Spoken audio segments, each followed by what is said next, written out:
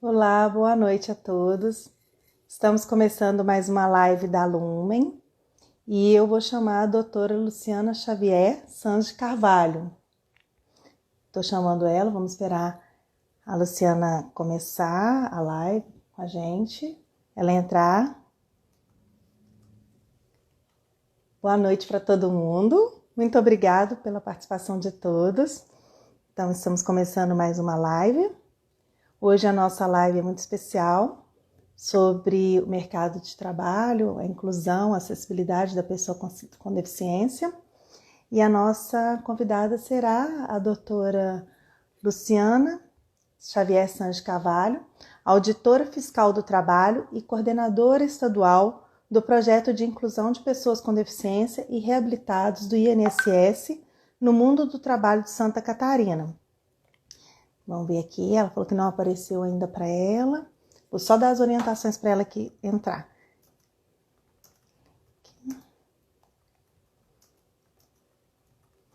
Vamos ver se ela vê lá, se ela consegue entrar. Ela falou que ainda não apareceu para ela que a gente está no ar.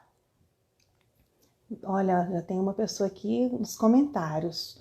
Josiane Ferreira Petri. Muito importante falar sobre a inclusão da pessoa com deficiência no mercado de trabalho. A gente também acha.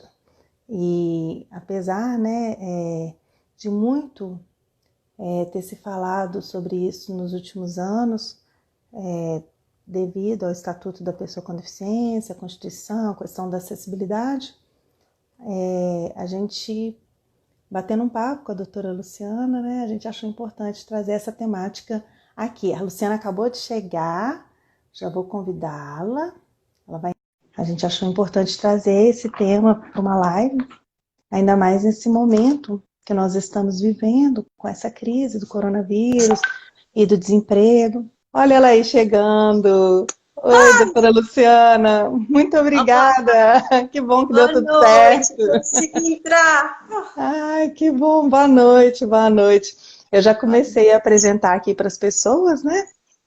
O tema da nossa live, o que a gente se propôs a conversar hoje e já teve gente aqui registrando que acha muito importante o tema, que trazer isso numa live, né, esse debate com a participação de todos aqui é muito importante, é muito interessante. E eu estava falando, principalmente nesse momento que nós estamos vivendo, com tantas ameaças aos postos de trabalho, né, Luciana? Vou te chamar de Exatamente. Luciana, Sim, para facilitar. corre o risco de eu chamar de Lani, porque Pode essa chamar de Lani, é pode uma chamar. terapeuta ocupacional muito querida para mim. E uma, e uma jurista, né, uma profissional do Ministério do Trabalho, Tribunal do Trabalho, né, do Tribunal do Trabalho, muito Não, querida. a gente era do Ministério do Trabalho, Ah, agora é? a Já mudou? auditoria. Conta esse babado aí, então. Como que é agora a situação? Se apresente, por favor, melhor.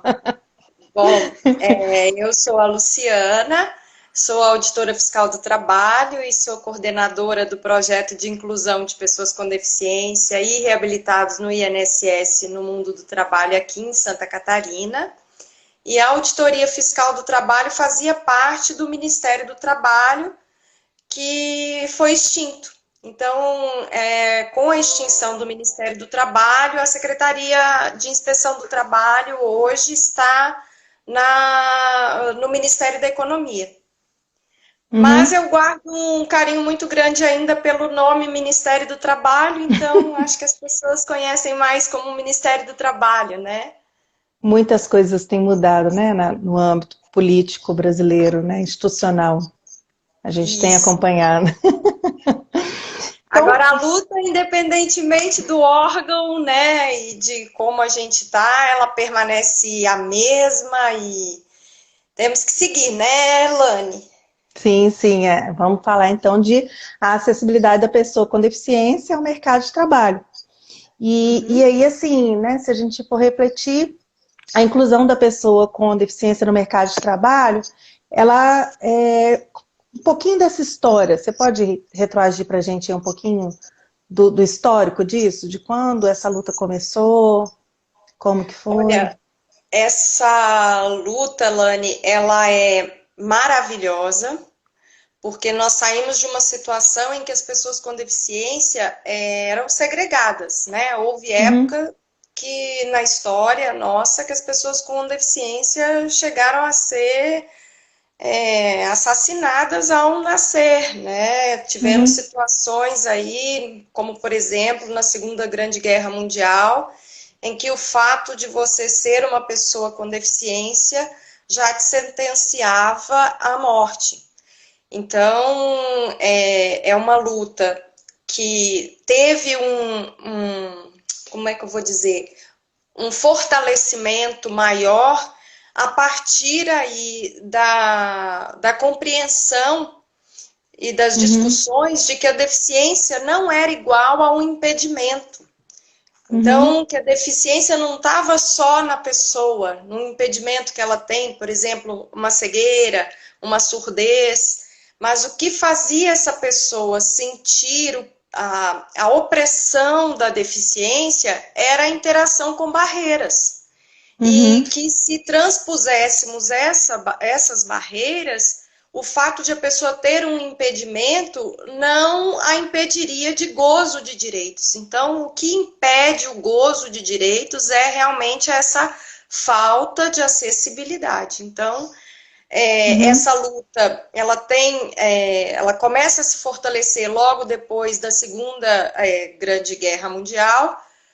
Primeiro, porque a olhos vistos, várias pessoas na guerra, mutilados de guerra, tanto quem estava lutando ou mesmo a população civil, se tornaram pessoas com deficiência, aí de uma forma muito mais clara, por uma responsabilidade da sociedade, daquele meio, e também porque a gente precisava dessa força de trabalho, né? Nunca a civilização necessitou tanto de força de trabalho para a reconstrução dessa guerra e começou essas discussões. Poxa, mas nós precisando de força de trabalho, essas pessoas muitas vezes sendo mutiladas, em situação de guerra, de proteção, de tentativa de proteção do seu país e etc.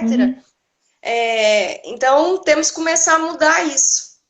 E aí, na Inglaterra, no início da década de 60, os moradores de uma casa que acolhia pessoas com deficiência, na ideia de que eles se autossustentariam, eles estariam ali, trabalhariam, viveriam do seu sustento, de repente isso vai para um caráter assistencialista. Uma pessoa resolve, então, criar um instituto e gerenciar esse instituto, uma pessoa sem deficiência, e começa a impor regras. Olha, vocês vão ter que dormir às 8 horas da noite, todo mundo de pijama a tal hora. E aquilo era um absurdo, essas pessoas começaram a se revoltar. Poxa, nós com toda a autonomia, trabalhando juntos aqui, né? O que é isso? Como é que temos que ter regras, sermos tratados todos da mesma forma, sendo que somos pessoas com desejos diferentes, interesses diferentes? E aí começa esse grupo a questionar. E criam na Inglaterra, então, um grupo das pessoas com deficiência física. E começam a questionar, há uma aliança de várias instituições de pessoas com deficiência, que as pessoas com deficiência não queriam caridade. As pessoas com deficiência queriam oportunidade. E as pessoas com deficiência tinham que ter voz ativa. Que não houvesse mais especialistas falando por elas, né? Que elas, mais do que ninguém, vivenciavam essa experiência de opressão pelo fato de encontrar barreiras e não terem acessibilidade. Então, essa longa luta para chegar no Brasil em termos de alteração da legislação foi mesmo com a lei, com a Convenção dos Direitos da Pessoa com Deficiência da ONU, que nós recepcionamos do nosso ordenamento em 2009. Sim, e aí depois veio a Constituição, não, a Constituição brasileira veio antes, desculpa, mas veio o Estatuto da Pessoa com Deficiência, que é de 2015. 2015, então ainda foram 6 anos depois do Estatuto da Pessoa com Deficiência, né? Isso. Agora, a nossa Constituição, eu falo sempre que as pessoas com deficiência, Lani, elas foram muito sagazes, muito Uhum, inteligentes, porque já uhum, estavam tanto acostumadas a levar nãos, né, a uhum, terem seus desejos desconsiderados, seus direitos desconsiderados, que quando o Brasil recepciona essa convenção, uhum, através de um decreto legislativo, as pessoas dizem, não, nós não queremos só que entre no nosso ordenamento como uma lei ordinária, nós uhum, queremos que entre como texto constitucional. Então, é a primeira e única, até o momento, legislação de direitos humanos que uhum, adentra o nosso ordenamento como emenda constitucional, porque foi votada uhum, nas duas câmaras do Congresso Nacional, em aham, duas votações e por 3/5 dos seus membros. Então, hoje, e desde uhum, 2009, é uhum, constitucional. O direito das pessoas com deficiência é constitucional. E aí, em 2015, nós temos a Lei Brasileira de Inclusão, que é um uhum. detalhamento da convenção. Uhum, sim. E é interessante quando você fala, eu que só queria conceitar algumas coisas, que justamente lá na Primeira Guerra Mundial, nasce, né, as profissões como fisioterapia e terapia ocupacional para apoiar as pessoas com deficiência e elas se fortalecem após a Segunda Guerra Mundial, porque essas pessoas precisavam ser reabilitadas para voltar ao convívio, ao mercado de trabalho, né, para inclusão social. Então, olha como que esse fato se arrasta, né, ao longo desse período todo e a gente chega ainda hoje com tantos Aham, desafios. Então, esses sim. desafios mesmo, né, da inclusão da pessoa com deficiência, são muitas dificuldades, né, são grandes desafios e a gente vai tentar tocar um pouquinho aqui neles. E aí você tem total liberdade para explanar os temas, com toda a propriedade, viu, Luciana?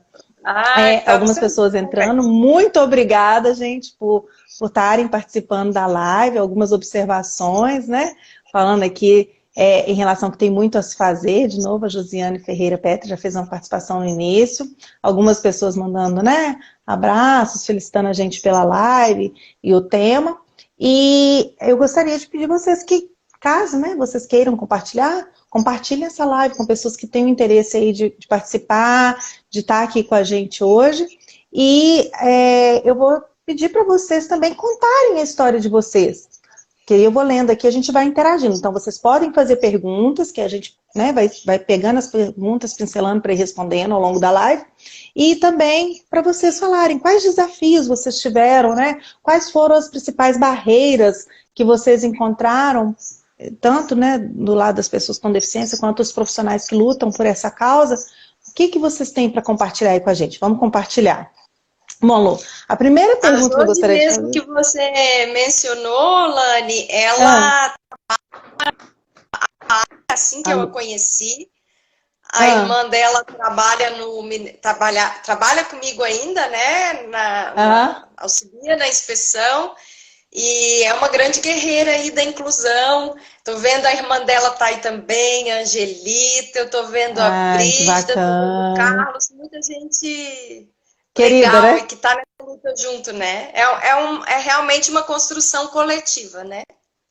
Sim, e falar desses temas, tocar nesses temas, é uma forma de educar, né, Luciano? De trazer às pessoas o conhecimento público mesmo, né? Do que a gente está batalhando, do que a gente está vivendo, e também falar um pouco do nosso momento, o que o Brasil está passando nesse momento, né? Uhum, Então, a primeira coisa que eu gostaria de perguntar, você já falou um pouco das leis, né? Mas você aham. gostaria de complementar com alguma lei que fala, né, que garante esse direito à inclusão da pessoa com deficiência no mercado de trabalho hoje aqui no Brasil? Tem mais alguma coisa que as pessoas precisam prestar atenção e ter conhecimento? A pessoa com deficiência, os profissionais precisam ter conhecimento? E as Olha, empresas, né? As empresas também. sim, nós temos o marco maior para mim é a partir do momento que essa legislação, essa convenção dos direitos da ONU chega ao nosso ordenamento e como Constituição.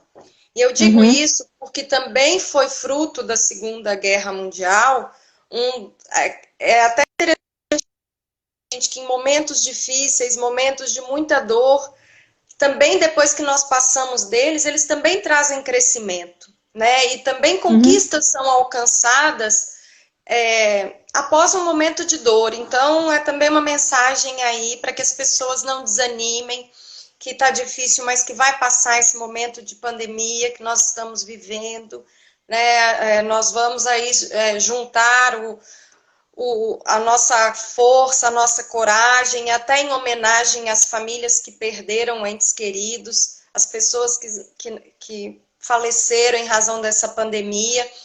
Mas nós vamos prosseguir e vamos prosseguir cada vez mais fortes.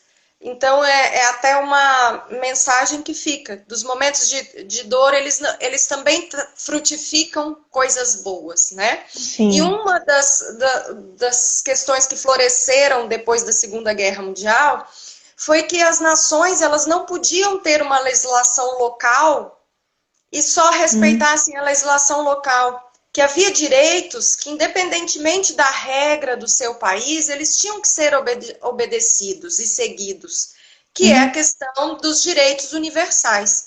Então, logo depois da Segunda Grande Guerra Mundial, essas conversas aumentaram e em 1948 nós temos a primeira declaração, que à época foi chamada dos Direitos do Homem, mas hoje, primeira Declaração de Direitos Humanos. E desta declaração de 1948 até a Convenção da ONU, olha quantos anos depois, quase 60 anos depois, só um direito humano foi acrescido, que é a acessibilidade. Então, as pessoas com deficiência, se ficar esse conceito em cada um de nós, se dessa live nossa sair só esse conceito, já mudamos aí meio mundo. O caminho já está quase pronto. Que a deficiência não está no eu, ela está no nós. Ela não é mais igual a um impedimento. Ela é igual a um impedimento mais barreiras. E cabe a todos nós, pessoas com e sem deficiência, colocarmos abaixo essas barreiras, né? Sim. Eu costumo falar então, a que... legislação nossa, a mais importante é a Convenção ter sido recebida pela Constituição, além dela, a Lei Brasileira de Inclusão e o que nós chamamos de Lei de Cotas, que é um artigo da Lei 8.213, que é de 91, já vai fazer quase 30 anos ano que vem, e aqui estipulou as cotas. Sim. Em relação a essa questão das cotas, eu acho que ainda existem muitas dúvidas, né? Em relação a microempresa, média empresas e grandes empresas. Só dá uma relembrada pra gente, quais são as cotas? Tá. Bom, a legislação de cotas do Brasil, na verdade, ela é bastante conservadora, Elane. Às vezes a gente vê alguns empresários reclamando, mas é impossível cumprir a lei de cotas, é impossível encontrar pessoas com deficiência em número suficiente a essas vagas. Isso tudo é lenda urbana. E muito pode ser por desconhecimento ainda, por falta de apoio, mas é para isso que nós estamos juntos nessa luta, para ajudar as empresas a cumprirem. A lei de cotas, então, no Brasil, ela só é obrigatória, ela só existe para empresas com mais de 100 empregados. Então, nós não estamos falando de empresas pequeninas obrigadas, estamos falando em empresas que, a partir de 100 trabalhadores... E tirando dessa base de cálculo os aprendizes e os aposentados por invalidez, se ainda assim tiver 100 trabalhadores, 2% tem que ser de trabalhadores com deficiência. 2% de 100. Então,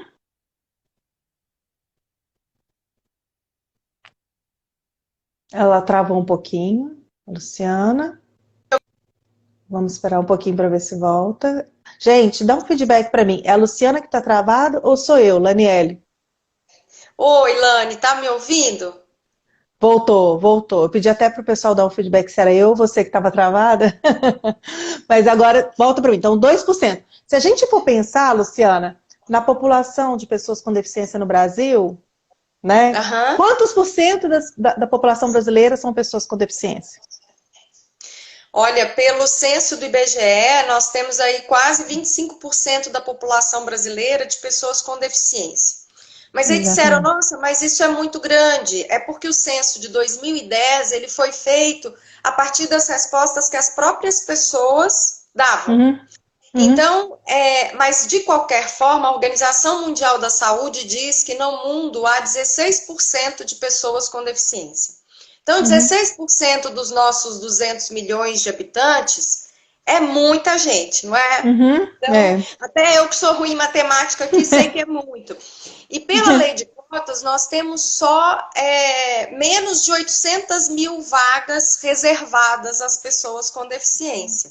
Então, assim, tranquilamente, para cada vaga reservada pela lei de cotas, nós temos mais de 10 pessoas com deficiência, com formação, habilitadas, qualificadas para ocuparem essas vagas.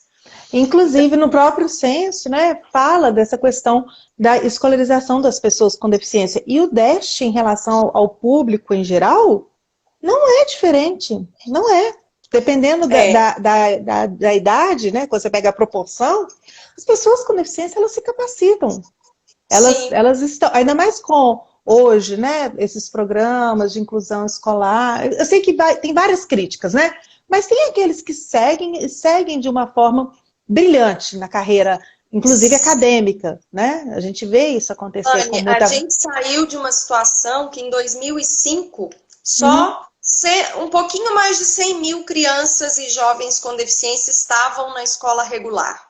Em 2018 já era mais de 1 milhão de crianças e jovens com deficiência na escola regular, que aliás não existe mais de uma escola, é uma escola só para todos, gente. O que pode ser eventualmente realizado fora do ambiente escolar é o atendimento educacional especializado, que porventura necessite acontecer em um outro local, mas que preferencialmente aconteça na própria escola, com as salas de recurso, com acessibilidade concedida.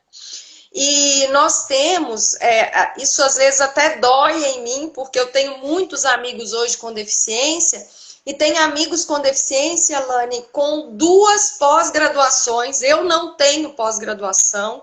E tenho amigos, mestres, doutores, e que não conseguem oportunidade. Então a gente vê que a principal barreira, que é realmente atitudinal, é o preconceito, ou preconceito mesmo, aquele que conhece mesmo assim, tem essa ideia de que ele e eu, né? É a pior barreira, porque se a pessoa tem qualificação demais, falam, mas a vaga precisa ser muito qualificado para a vaga. E quando a pessoa aparece sem uma qualificação maior, não, eu precisava de alguém qualificado. Então, só de pessoas com graduação superior, nós preencheríamos totalmente a cota. Sim. Então, temos que correr atrás. É que muitas vezes a pessoa com deficiência cansou de levar não, e às vezes se afasta e não luta por esses direitos, né? E nós temos que estar juntos para que elas lutem por esses direitos, que não é caridade, né? Sim, de forma alguma. Inclusive, eu já tive, né? E eu conheço pessoas com deficiência que estão no mercado de trabalho, e eu tenho a felicidade de conhecer um, por exemplo, que o serviço que ele faz, ele trabalha com capotaria. Eu falo sempre que ele fala, a capotaria que você faz, eu não conheço uma grande marca que faça um acabamento tão fino, tão bem feito, tão bem detalhado como você. Para mim, você é um artista, eu falo sempre com ele. Então, assim, a questão da capacidade, né, ela não está na deficiência, na presença ou na ausência da deficiência, né? Ela está no que a pessoa realmente tem de capacitação, formação, habilidades, enfim, as coisas que são desenvolvidas ao longo da vida, né? Você falou tudo, Lani. Principalmente os profissionais que devem estar assistindo a gente, que são da terapia ocupacional, que são da fisioterapia. Tem muitos amigos na reabilitação profissional do INSS que são dessa área. Vocês já sabem que o olhar tem que ser para as possibilidades, né? Para as capacidades. E para aquilo que ela não alcança, que apoio, o que eu posso fazer para que ela consiga desempenhar melhor. Mas o foco tem que ser sempre na possibilidade, na capacidade, na pessoa. A deficiência é uma de suas características, mas o que vem primeiro em qualquer ser, como Começa na porta de entrada, né? O acesso. Como que essa pessoa vai acessar o posto de trabalho? Então, a gente vai chegar lá. Alguém tem alguma pergunta, alguma colocação que gostaria de fazer, algum exemplo? Uma pessoa que falou assim, Lani, lembra... Foi a Lina. Obrigada, Lina. Lembra, Luciana, de colocar no 4G. Parece que de vez em quando você está falhando aí, viu, Lu? Seu 4G funciona bem aí? Vamos ver. No início travou um pouco, agora está indo bem. Eu não estou sentindo diferença, não. Luciana, mais uma pergunta, né? Ela está passando por 4G, gente. Vamos esperar um pouquinho a Luciana. Pode ser que nessa modificação ela caia, eu chamo ela de novo. Ela entra de novo, eu chamo ela de novo, se ela cair. Vamos ver se ela vai conseguir mudar para o 4G sem cair. Foi sem cair, que bom. Tá ótimo. Você ficou morrendo de medo de cair, né? Não caiu. Vamos ver se vai ficar melhor. Não caiu. Luciana, quais são as principais políticas? Existem políticas, eu não sei se elas são federais, estaduais, tem políticas públicas, projetos aí em andamento na instância pública, que hoje facilitam esse processo, tanto para o empresário, quanto a pessoa com deficiência, as ONGs, enfim, não sei. O que você tem para falar para a gente aí? O principal também nessa alteração do conceito da deficiência foi isso, foi em relação às políticas públicas, porque antes a política pública era pensada para nós e para eles. A pessoa com deficiência não era contada no mesmo público. E com essa alteração do conceito em que a deficiência está no nós, então toda a política pública é feita para a pessoa com e sem deficiência. Então, Lani, se nós falamos de uma política pública, por exemplo, para a educação pública, ela é para criança com deficiência ou sem deficiência. Se nós falamos em qualquer política de emprego, nós falamos que ela é para pessoa com deficiência e para pessoa sem deficiência. Se falamos em transporte público, tudo a pessoa com deficiência está incluída. E só é possível um tratamento diferenciado à pessoa com deficiência se for para igualar a condição dela às pessoas sem deficiência, que são o que a gente chama de políticas afirmativas. Então, uma política afirmativa, que é a lei de cotas que nós temos para o trabalho, por exemplo, muito forte, é essa exigência que empresas com 100 ou mais trabalhadores tenham um número X de pessoas com deficiência. Que, aliás, é uma outra grande luta nossa, é melhorarmos essa ação afirmativa para que empresas a partir de 50 trabalhadores já estejam obrigadas a contratar através da lei de cotas. E por que isso? Porque às vezes municípios pequenos que não têm nenhuma filial de uma grande empresa, a inclusão infelizmente ainda não acontece. Porque 93% das pessoas com deficiência hoje no mercado de trabalho estão em empresas obrigadas. O que não acontece com o trabalhador sem deficiência, que geralmente a contratação maior acontece em micro e pequenas. Então, eu tenho total tranquilidade em dizer que hoje nós não podemos ficar sem lei de cotas.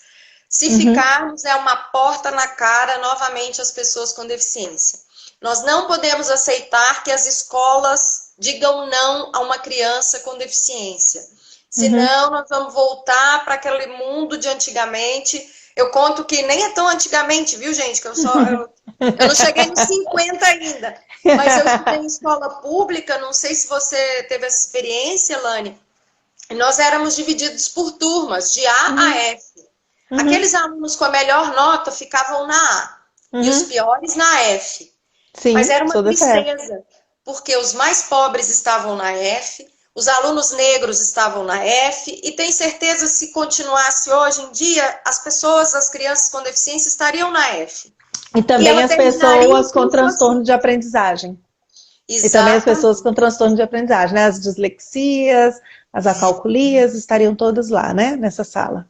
E isso a gente fala que essa luta das pessoas com deficiência pela inclusão escolar, ela aproveita as crianças sem deficiência que têm situações como a que você falou. que às vezes, além de podem ter uma dislexia, não são consideradas crianças com deficiência, mas precisam de um atendimento especial. A gente pode ter alguma criança passando por algum transtorno mental, alguma questão de ansiedade, de depressão. Nós podemos ter uma criança vivenciando uma separação na família, uma morte na família. Todas merecem um olhar diferenciado. Sim, sim. A sociedade vem mudando, né, Luciana?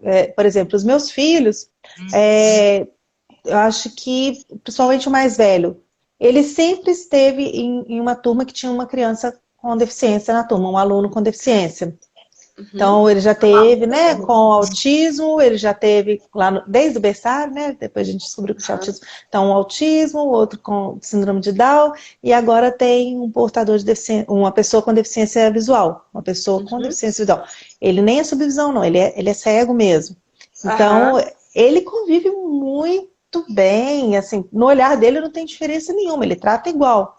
Então, chegou uma pergunta aqui pra gente, deixa eu ver quem é. É o Kelma Felipe, a Kelma Felipe, desculpa.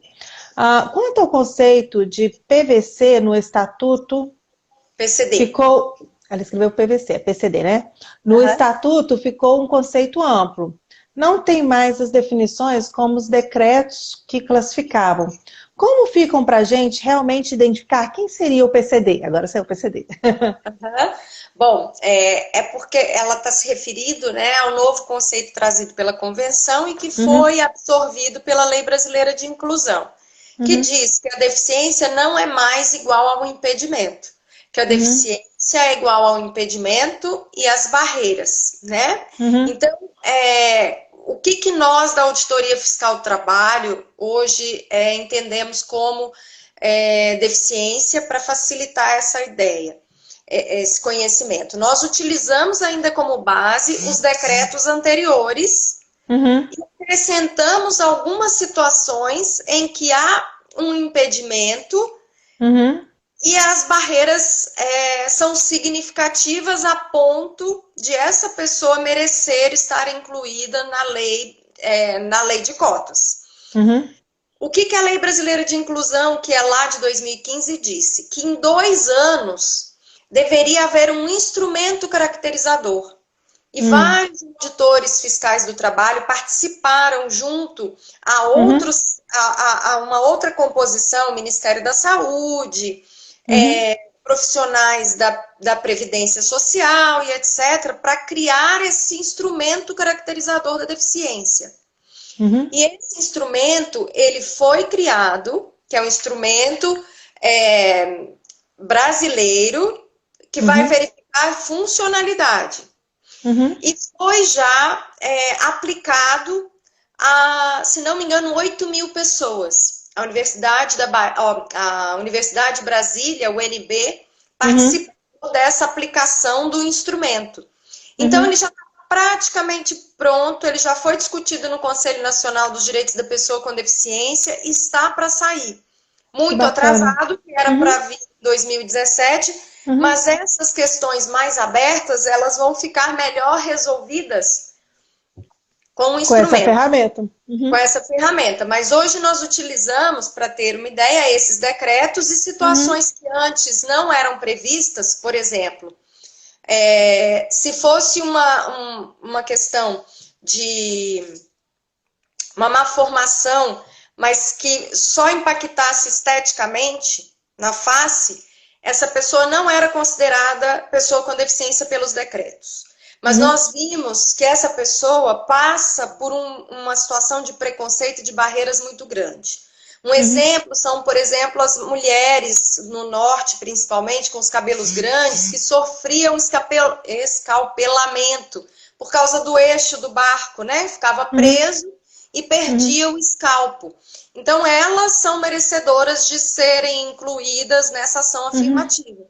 Então, se hoje há um impedimento que traz um dano estético facial, essa pessoa, por exemplo, pode ser incluída. Existem muitas, né, doenças cromossômicas, né, e síndromes genéticas, que hoje em dia, por exemplo, existe até lá na USP um grande grupo que opera cirurgia plástica pela inclusão, né? Faz a plástica pela inclusão, por causa das deformidades faciais, enfim. Existem várias síndromes mesmo com essa característica. Luciana, mais uma pergunta. Quais são os deveres da empresa ao contratar uma pessoa com deficiência?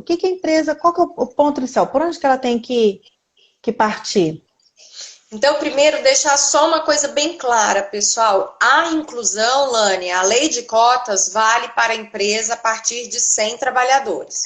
Mas a garantia de acessibilidade, que como vimos é um direito humano fundamental, se a empresa tiver um trabalhador, ela já tem que ser acessível a este trabalhador. Tá? Então, a primeira coisa, se você é pessoa com deficiência, foi contratado por uma empresa, por exemplo, que tem 20 trabalhadores, e você é um cadeirante, o banheiro não é acessível, essa empresa, independentemente de não ter 100 trabalhadores, ela tem que ter o banheiro acessível. Acessibilidade, então, é um direito humano e deve ser garantido independentemente do número de trabalhadores. Com relação à lei de cotas, que aí a partir de 100 trabalhadores, a empresa tem que garantir a esse trabalhador, primeiro, igualdade de condições. Então, não pode ter um salário inferior por ser pessoa com deficiência, não pode ser colocada num cantinho distante dos outros trabalhadores pelo motivo da deficiência e qualquer outra situação discriminatória.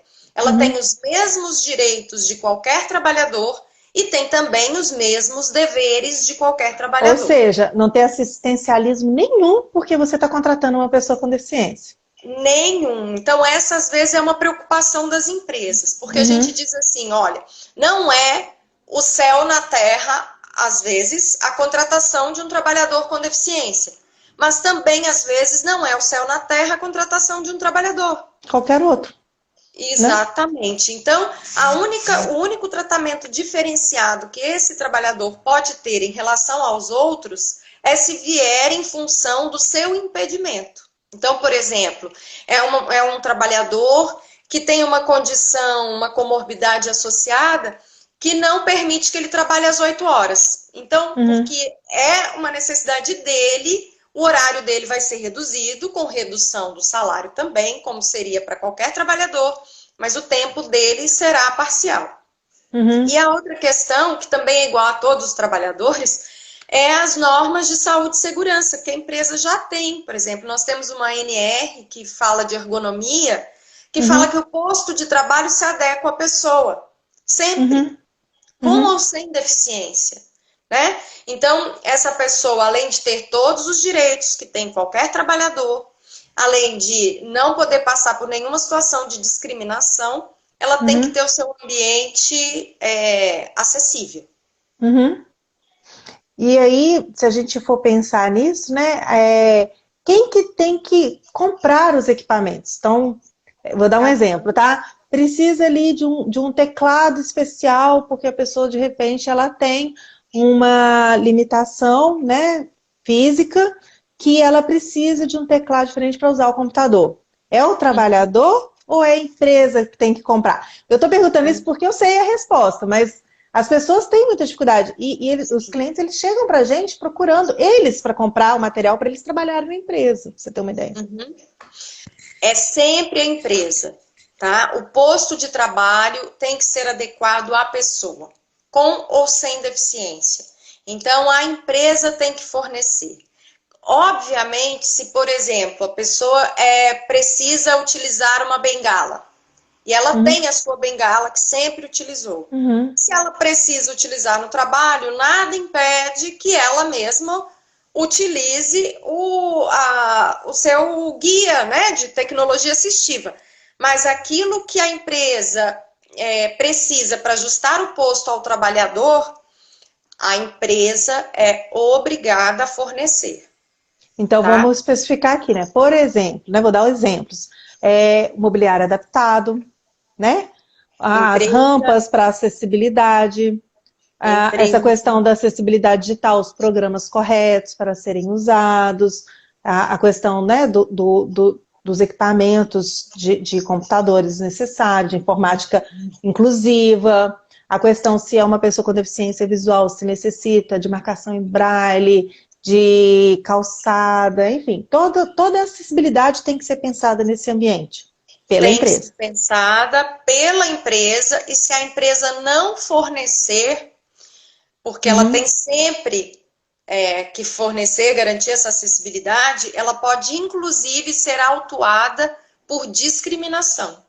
Então, sim, independentemente de ter um trabalhador ou 20 mil trabalhadores, a empresa que contrata o trabalhador com deficiência tem que fornecer toda a tecnologia assistiva, todos os equipamentos que forem necessários para garantir a acessibilidade. Luciana, pública ou privada, né? Pública ou privada. E aí nós das públicas vemos muita coisa que também não está correta, né? Sim, sim. Mas vale para a pública e para a privada. A Lina Vitarelli aqui da AM para Desposta está falando elevador também, né? Então, isso ela entra... disse, me lembrou até uma história de uma colega fiscalizando uma empresa no norte do país, e ela chegou até a empresa e o elevador só ia até o segundo andar. Terceiro e quarto ele não chegava.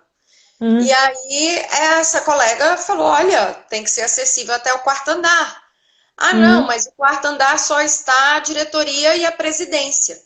Ué, então você está dizendo que uma pessoa com deficiência não chegará à diretoria, não chegará à presidência? Então teve que adequar e colocar até o quarto andar. Né? Muito bom. Eu tive uma situação de um colega que ele tinha uma visão subnormal, deficiência visual, e ele teve que ser colocado no primeiro andar, e era uma instituição pública, ele teve que ser colocado no primeiro andar porque ele não tinha acessibilidade aos outros andares, então a sala dele era no primeiro andar, única e exclusivamente porque era a única que ele conseguia acessar. A gente viu isso muito, Lani, não sei se as pessoas que estão assistindo vão recordar, mas na época da eleição, a gente viu pessoas serem carregadas até as urnas, assim, é muito triste, nós estamos no século XXI, né? Então tem coisas que nós temos que lutar, e uma luta nossa, até é bom falar aqui, a gente está lutando para que o Instagram disponibilize a possibilidade de termos um intérprete de Libras. Porque mesmo que nós nos esforçássemos aqui para ter alguém, não teria como colocar uma terceira janela. Então nós não conseguimos propiciar essa acessibilidade. E nós já estamos fazendo essa requisição aí para... Verdade, live do Instagram não tem jeito, não tem como mesmo. Só no YouTube, né, que teria condição. Eu sempre aviso as pessoas, assim, que a gente tem que ter um bom senso, porque há situações, né, que nós não fazemos. Eu sou servidora pública, eu entendo isso como parte do meu trabalho, mas eu não teria condições, por exemplo, de ter um intérprete de Libras aqui nos atendendo agora. Mas há situações, Lani, às vezes, de grandes eventos, de grandes redes de televisão, de grandes redes de cinema. Então, a gente tem que começar a chamar atenção, né? Às vezes, uma coisa que pra gente não... A gente vai mudando o olhar, né? Aquelas maquininhas pra gente usar cartão de crédito, a tal da touch, aquilo ali, a pessoa com deficiência visual, a pessoa cega, ela perdeu a possibilidade de fazer suas transações financeiras se só tiver essa touch. Então, a gente tem que... Porque a deficiência está no nós. Nós temos que começar, né, a olhar para isso. Uma coisa interessante, Luciana, quando você fala, né, dessa questão do nós, do todo, se eu sou um colega de uma pessoa com deficiência num posto de trabalho e eu vi que tem uma coisa errada, o que eu devo fazer? E a pergunta é, o que a pessoa com deficiência e a família, de repente, o que a sociedade... a comunidade que está no entorno, e a pessoa também se incluindo, né? A pessoa com deficiência, deve fazer quando tem irregularidades no posto de trabalho, na acessibilidade. O que é orientado? Bom, Lani, nós temos vários canais, né? Por exemplo, os conselhos. As pessoas às vezes não sabem, mas na sua cidade pode ter um conselho municipal dos direitos da pessoa com deficiência. Todos os conselhos que nós temos, das pessoas com deficiência, por exemplo, nacional, que é o CONAD, Conselho Nacional dos Direitos da Pessoa com Deficiência, que houve, inclusive, uma tentativa de extingui-lo, e que as pessoas com deficiência, mais uma vez, juntas, unidas com os parceiros, brigamos muito para que não fosse, porque os conselhos, eles são verdadeiros, o que a gente chama de controle social, né? A gente vai ver a aplicação da política pública, a gente vai ver a implementação dela, o planejamento dela, se esse dinheiro está sendo bem gasto. E com relação a qualquer política que envolva a pessoa com deficiência, e nós estamos falando de praticamente todas, porque vimos que a deficiência está no nós, a pessoa com deficiência tem que ser chamada. É o nada sobre nós sem nós. Ela tem que opinar. Então, por exemplo, uma característica do direito humano é que em determinadas situações o direito da maioria não vai acima do direito humano de dignidade da pessoa com deficiência. Então, por exemplo, uma prefeitura vai colocar um banheiro num parque. Olha, o senhor pode fazer 10 banheiros sem acessibilidade, ou pode fazer um banheiro só acessível a todos, ou um banheiro acessível e não acessível. Mesmo sendo um direito da maioria, a maioria não pode escolher ter 10 banheiros e nenhum deles acessível. Isso é que é a beleza do direito humano, porque ele vale até mesmo em relação a um direito de uma maioria, a um normativo de um determinado país. Então, jamais, se uma maioria resolvesse colocar as pessoas com deficiência em campo de concentração, isso não poderia, porque é um direito humano, é um direito universal. Então, as pessoas com deficiência devem procurar os seus conselhos, elas podem procurar o Ministério Público Estadual, elas podem procurar, se não tiver condições de pagar um advogado, a Defensoria Pública, elas podem, se for relação com trabalho, podem procurar o Ministério Público do Trabalho, podem procurar a Auditoria Fiscal do Trabalho. Então, há os canais. O que eu ouvi ontem até numa live, eu esqueci o nome desse senhor, mas um senhor cego da Bahia, um professor, dizendo que a gente tem que começar a invadir os espaços. Temos que invadir, né, com amor e luz. As pessoas com deficiência têm que estar em todo lugar. E ele falou assim, gente, comece a entrar numa livraria e perguntar, olha, vocês têm um livro acessível à pessoa cega? A gente tem que criar essa demanda. E só cria demanda se a gente colocar o nosso bloco na rua. Não é? Pouquinho para jogar. Então, que as pessoas com deficiência saibam que tem todo um grupo, uma rede de pessoas, de profissionais que estão com elas, que nós estamos juntos, né? Sim, e eu perguntei isso justamente por causa disso, porque às vezes a pessoa com deficiência, ela está ali naquele posto de trabalho, né? Sofrendo pela falta de acessibilidade, essa discriminação, e não sabe o que fazer.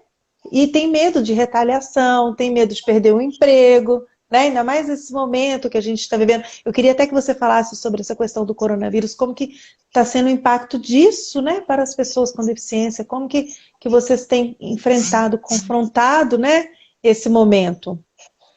Bom, na questão Lani, do trabalho. A gente vinha, acredito que no Brasil todo, mas em Santa Catarina de forma bastante acelerada, com um crescimento muito grande, muito palpável em relação aos empregos para as pessoas com deficiência. Em 2015, nós não tínhamos 40% da nossa cota cumprida, e no final de 2019 nós já estávamos com quase 60%.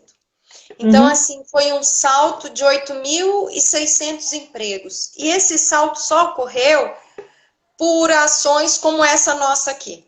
Colocarmos no tema, trabalharmos juntos, esclarecermos, plantarmos sementes, né?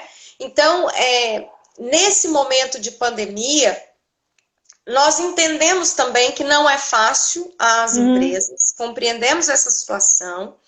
Mas se a gente pensar que está difícil para uma empresa com mais de 100 trabalhadores, imagine para um trabalhador que arca com isso sozinho. E sabemos que a pessoa com deficiência, apesar de muitas vezes não estar em uma condição de miserabilidade que a autorize a receber um benefício, por exemplo, ela tem custos maiores do que o trabalhador em geral, né?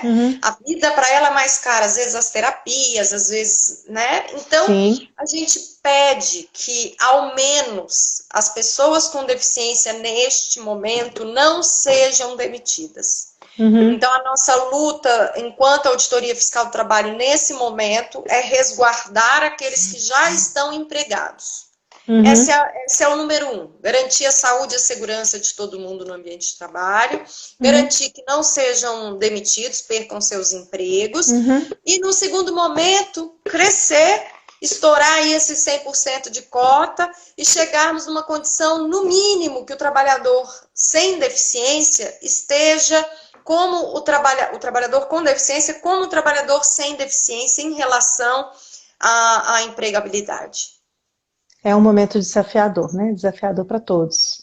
Tem algumas coisas aqui, tem uma pessoa que perguntou, CIF, eu acho que quando você falou que foi ampliado, né, o conceito da pessoa com deficiência, eu acredito que seja baseado, assim, na classificação internacional de funcionalidade. Isso, só que aí fizeram esse instrumento parecido com a CIF, mas brasileiro. Provavelmente mais adaptado também para essa questão do mercado de trabalho, né? A questão básica é que antes o impedimento era igual à deficiência. Então a gente falava de CID. As pessoas acreditavam, olha... eu sou da época do CID, na faculdade. Eu peguei a CIF depois que eu já tinha formado. Então, o CID ele ainda está muito arraigado na nossa cultura, mas ele não é mais o que caracteriza a deficiência. Por quê? Porque a deficiência, primeiro, não é doença.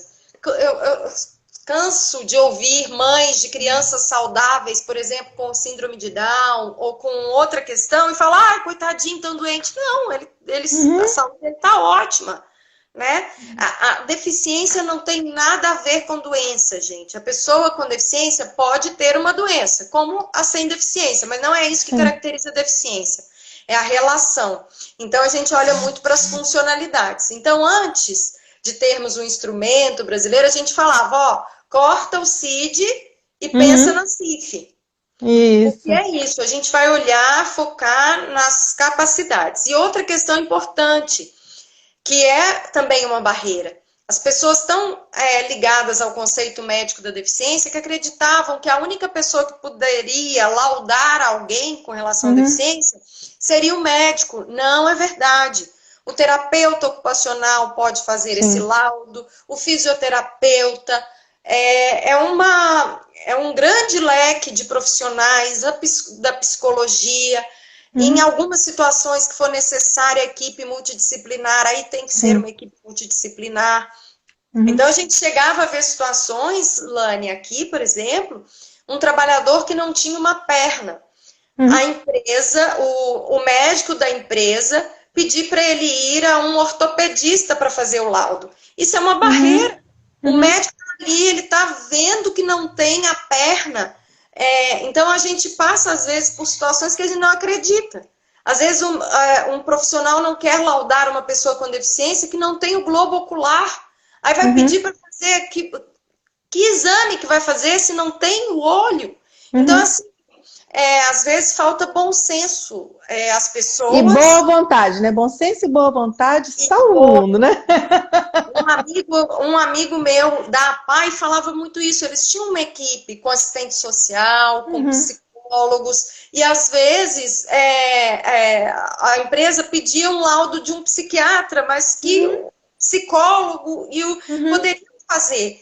Então, às vezes, a barreira ficava já no laudo, a pessoa não conseguia romper essa questão. Sim, e agora, com essa discussão mais em pauta e com esse instrumento, provavelmente a gente vai ter uma possibilidade de ampliar essa discussão, com certeza, né, Lu? Sim, sim. A live ela é encerrada automaticamente quando completa 1 hora, então a gente tem mais 6 minutos. Vou ler algumas coisas, algumas colocações aqui dos participantes. A Carlise, que falou da CIF, né? Carlise. É uma querida. querida da palha, tem um programa de inclusão no mercado de trabalho de pessoas com deficiência. Pois é, eu quero perguntar isso. Eu vou ler aqui e essa vai ser a pergunta. Tem que verificar a funcionalidade da pessoa, a colocação dela. A Letícia, ela fez 2 colocações aqui, mas eu vou ler a segunda, que foi uma das lives que mais gostei. Obrigada por essa conversa. Aprendemos muito pouco sobre as leis no período da graduação e elas são super necessárias. Eu já tinha te falado isso num bate-papo, bate-bola antes, né? Isso no direito, por eu exemplo. também não, parabéns pela live. Eu queria perguntar sobre isso, né? Projetos, ONGs, que têm iniciativas que você conhece aí de inclusão, o que você está vendo que você pode indicar para as pessoas? Nesse caso, eu vou ter que falar mais da minha realidade aqui em Santa Catarina, mas que provavelmente o seu estado vai ter uma situação, configuração semelhante. A gente sempre fala aos parceiros, por exemplo, em Santa Catarina nós temos uma federação, uma Fundação Catarinense de Educação Especial, e eles têm dentro um núcleo de trabalho, fazem esse trabalho. As APAES aqui de Santa Catarina, várias, com um trabalho maravilhoso. A Carlise é uma querida e que fazem um trabalho de colocação no mercado de trabalho maravilhoso. Nós temos, por exemplo, aqui em Santa Catarina, a Associação Catarinense de Inclusão dos Cegos, e vários municípios têm uma associação semelhante. As associações para as pessoas com deficiência física. Então, várias instituições de e para pessoas com deficiência que devem ser procuradas. As qualificadoras de aprendizagem, a pessoa com deficiência pode adentrar o mercado através da aprendizagem profissional, sem limite máximo de idade. Então, você pode ser aprendiz mesmo tendo mais do que os 24 anos. O Sistema S, o INSS, o setor de reabilitação e tantos outros, né? É a mesma coisa aqui, né? A gente também tem a PAI, também tem algumas instituições voltadas para esses públicos específicos, tipo o Instituto São Rafael, né? Voltado para os cegos, e tem outros também, né? Estou só lembrando aqui rapidamente. E o que eu acho interessante, eu estou vendo a Lina que eu lembrei, por exemplo, ela trabalha com capacitação na parte de esportes, para desportes. É uma associação com pessoas... É outra possibilidade. E também é uma possibilidade, né, profissional, formadora, né, muito interessante.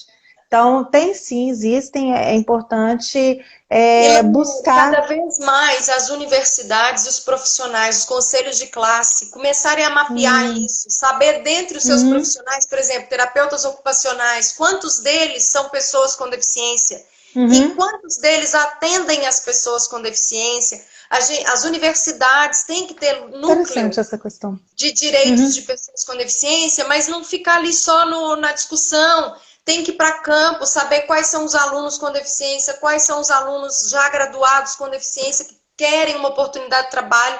O negócio é união, arregaçar as mangas, trabalharmos juntos. Exatamente. Tem uma pessoa aqui falando, a Kelma Felipe voltou aqui falando que nos institutos federais tem os NAPNES, N-A-P-N-E-S. Isso. Aqui também a gente já fez no Instituto Federal aqui de Florianópolis, os nossos dias D foram online, tem núcleos também. A gente tem uma situação, às vezes, de pouca inclusão nas universidades, mas nós temos várias pessoas com deficiência, com graduação, às vezes mestrado, doutorado, pós-doutorado, precisando de uma oportunidade. Exatamente. Ô Lu, eu queria pedir para você citar para a gente alguns links, alguns sites, para as pessoas constarem. Depois eu vou colocar na legenda, a gente vai tentar salvar aqui, a live vai ficar disponível um tempo aqui no Instagram, depois a gente vai tentar salvar no YouTube e a gente faz a legenda com mais material que as pessoas possam acessar, sem você deixar passar para a gente, indicar alguns que eles podem entrar, links mesmo informativos, interessantes. Eu vou falar um que é legal, até para pensar em políticas públicas ou para você mesmo questionar os seus conselhos, os seus representantes. A gente tem que ir atrás dos vereadores, deputados, senadores, prefeitos, todo mundo. E eleger quem nos represente, né? Quem represente quem está nessa luta. Estamos numa democracia, temos que fazer uso dela. Ó, então, falta um minuto. Vai lá, 1 minuto. sit.trabalho.gov.br/radar. Depois eu te passo direitinho, se não for. Tá, e eu vou colocar na legenda. ele fala da inclusão no país inteiro. Você clica o seu município, você sabe quantas pessoas empregadas, quantas pessoas existem. Que legal. Tudo. Olha a E informação. tem um também que é muito legal, que é ENIT, de Escola Nacional de Inspeção do Trabalho, enit.trabalho.gov.br. Ali também legislação, cartilha sobre discriminação, encontra ali. Beleza, Lu. Luciana, doutora Luciana, muito obrigada. Amei! Uma hora foi pouco, já tem gente falando que tem que ter outra aqui, o pessoal falando, dando parabéns, maravilhoso, né? Falando que a gente, agradecendo pela live. Eu acho que a gente vai ter que continuar depois. Muito obrigada, adorei você ter aceitado o nosso convite. Foi um bate-papo delicioso. Eu nem vi o tempo passar, foi muito rápido, uma hora. Que bom, gostei também. Você quer se despedir? A gente tem 12 segundos. Vai lá. Quero, gente, a todo mundo que está aqui assistindo, quem vai assistir lá para frente, eu falei que se a gente falar para uma pessoa, né, Lani, já valeu a pena. Eu vou ter que encerrar, então, porque senão vai...